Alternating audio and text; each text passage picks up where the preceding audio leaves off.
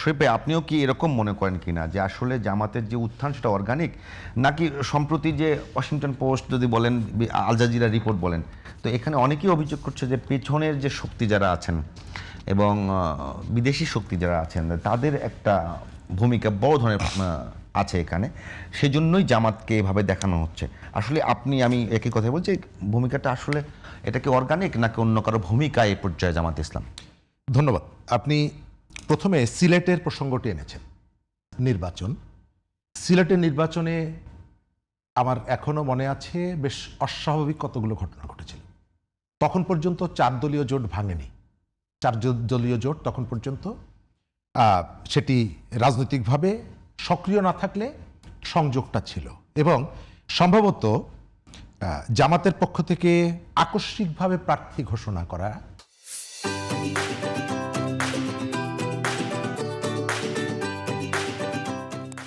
এটি নিয়ে পত্রপত্রিকা আলোচনা হয়েছিল, এবং তারপরে আলোচনা ছিল যে সিলেটের যে তৎকালীন মেয়র ছিলেন আওয়ামী লীগের বদরুদ্দিন আহমেদ কামরান, তার একটা পারিবারিক এবং ব্যক্তিগত ব্যবসায়িক কতগুলো সম্পর্কের কারণে তাদের একটা টার্গেট ছিল যে বিএনপির যিনি প্রার্থী আছেন তার ভোটটাকে যেভাবে পারা যায় ভাগ করে ফেলো, এবং সেই কনসেপ্ট থেকে সেখানে আকস্মিকভাবে প্রার্থী ঘোষণা করা হয়। এবং এই প্রার্থীতা দেওয়ার পেছনে আওয়ামী লীগের প্রার্থীকে একটা সুবিধা দেওয়ার জন্যই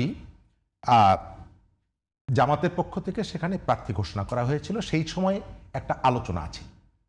আমরা অনেকেই যদি খোঁজ নিয়ে দেখবেন যে সিলেটের পলিটিশিয়ানদের মধ্যে পারস্পরিক বন্ধুত্বপূর্ণ সম্পর্ক, পারিবারিক সম্পর্কটা বেশ প্রবল, এবং তারা এগুলোকে মেনটেন করে।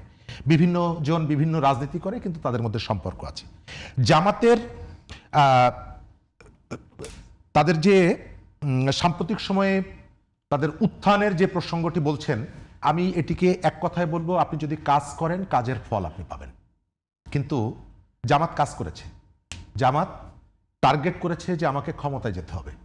সে যেতে পারবে কি পারবে না আমি জানি না, কিন্তু সে এটিকে মিন করে পরিকল্পনা নিয়ে কতগুলো কাজ করছে, এবং পরিকল্পনা নিয়ে আপনার সমালোচনা থাকতে পারে। তারা যেভাবে নিজেদেরকে সার্টিফিকেট দেয়, আমরা সৎ, আমরা ইত্যাদি ইত্যাদি, সেগুলো নিয়ে যথেষ্ট তর্ক করার সুযোগ আছে, যথেষ্ট তর্ক করার সুযোগ আছে। কিন্তু আমি সঠিক বলেন, শুদ্ধ বলেন, আমি বলতে পারি যে তারা কতগুলো কাজ করছে এবং প্ল্যান করে কাজ করছে, যে কাজগুলো অন্য কেউ করছে না। আমাদের এখানে একসময় বলা হতো যে বামপন্থীরা খুব পরিকল্পনা নিয়ে কাজ করে, কিন্তু সেই জায়গা থেকে তাদের একেবারে মারাত্মক পতন ঘটেছে, সেই ধারার মধ্যে তারা নেই। বিএনপি নির্বাচনী প্রস্তুতিতে যথেষ্ট ঘাটতি আছে, তারা যেটা জামাতের মধ্যে নেই। আপনি দেখছেন যে পোস্টাল ব্যালট এটি ছাপা হয়ে যাওয়ার পর, বিতরণ হয়ে যাওয়ার পর, তারপরে সোশ্যাল মিডিয়ায় দেখার পর বিএনপি গিয়ে অভিযোগ করছে যে সর্বনাশ হয়ে গেছে, আপনি এটি কেন করছেন? তো এই জিনিসটা তো বিএনপির ইলেকশন মনিটর করার জন্য তো কমিটি আছে, এটা তো তাদের দেখার কথা। ভোটার মাইগ্রেশন, আমি এখনো সংশয় প্রকাশ করি, সন্দেহ করি, এবং মানুষের মধ্যে একটা আলোচনা আছে যে জামাত কয়েকটা আসনকে টার্গেট করে তার বাইরের বিভিন্ন জায়গা থেকে ভোটার নিয়ে এসেছে। সত্য হতে পারে, মিথ্যা হতে পারে, কিন্তু বিএনপি সেটি অভিযোগ করছে কবে? এটি শেষ তারিখ ছিল নভেম্বরের 11 তারিখ, বিএনপি এসে সেই অভিযোগ করছে জানুয়ারি মাসে। তার মানে হলো আপনার প্রিপারেশন নেই, জামাত প্রস্তুতি গ্রহণ করেছে। তো নিশ্চয়ই কেউ যদি প্রস্তুতি গ্রহণ করে ভালো পরীক্ষা দিতে চায়, আমি সমালোচনা করব না, তবে সে ফার্স্ট হব এই যে দাবিগুলো করছে, এই জায়গাটায় যথেষ্ট প্রশ্ন তোলার সুযোগ আছে। কেন সুযোগ আছে? একটা বিশ্ববিদ্যালয় বা 5টা বিশ্ববিদ্যালয়ের ফলাফল দিয়ে আপনি সারা দেশের ভোটের পরিস্থিতিটা মূল্যায়ন করতে পারবেন না। আপনাকে খেয়াল রাখতে হবে যে সেই জায়গাগুলোতে আপনি যদি ধরেন যে শিবির জিতেছে, হ্যাঁ, কিন্তু শিবিরের বাইরে যে ভোটটা আছে, তার বিপক্ষের ভোটটাও কিন্তু যদি আপনি একত্রিত করেন, সেটা কিন্তু কম না, অনেক।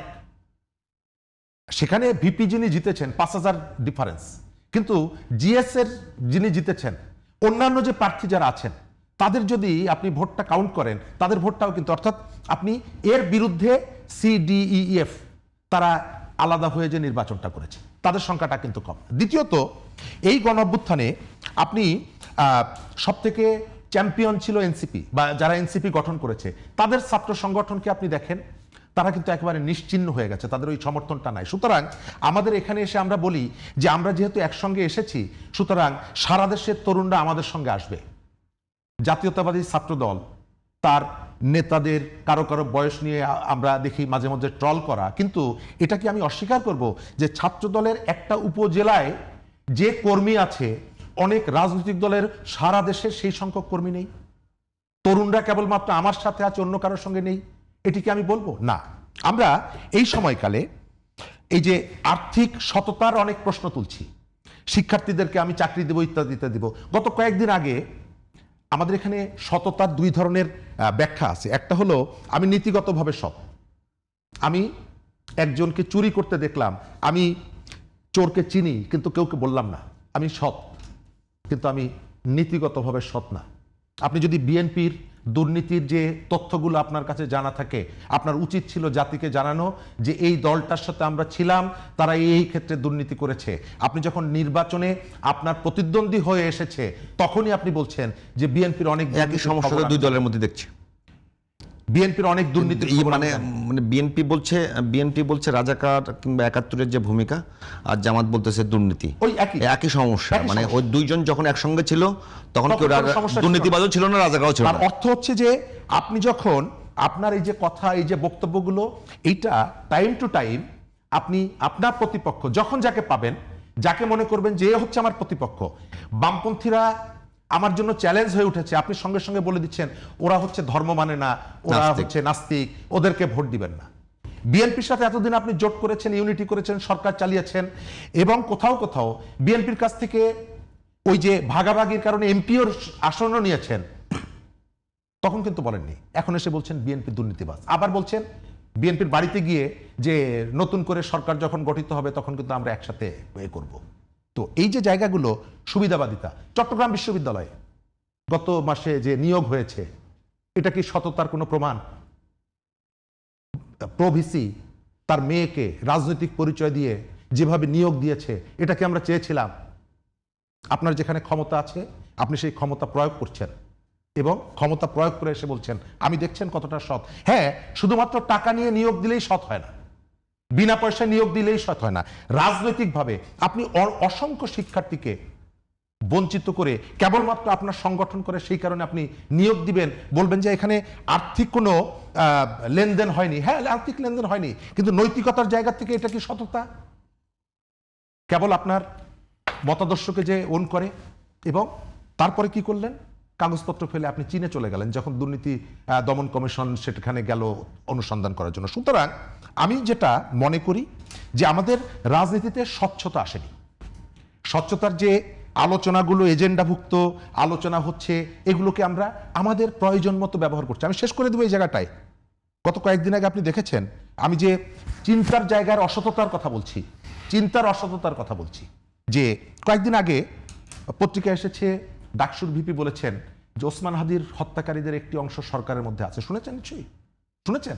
তো তারপরে তো রাজনৈতিক নেতারা, তিনটি দল গেল, বিএনপি গেল, জামাত গেল, এনসিপি গেল, তাদের তো প্রথম প্রশ্ন করার কথা ডক্টর মোহাম্মদ ইউনূসকে যে আপনার সরকারের বিরুদ্ধে ঢাকা বিশ্ববিদ্যালয়ের ইলেক্টেড ভিপি তিনি এই অভিযোগ করেছেন, আপনার বক্তব্য কি? কারণ এই সময়কালে সব থেকে আলোচিত বিষয়। আমি যদি সেখানে যেতাম, আমি অন্য রাজনৈতিক আলোচনা করতাম না, আমি তার কাছে প্রথম এই প্রশ্নটা তুলতাম যে আপনার সরকারের বিরুদ্ধে এই যে শিক্ষার্থীরা যে অভিযোগটা করছে, আপনার জায়গাটা কোথায়? আপনি সেটি বললেন না, আপনি অন্যান্য নির্বাচন সংক্রান্ত বিষয়গুলো বললেন। আবার বাইরে এসে সেই হাদিকে পোস্টার বয় বানিয়ে আপনি ভোট চাইছেন। এটা আর্থিক অসততা না, কিন্তু নৈতিক নৈতিক অসততা।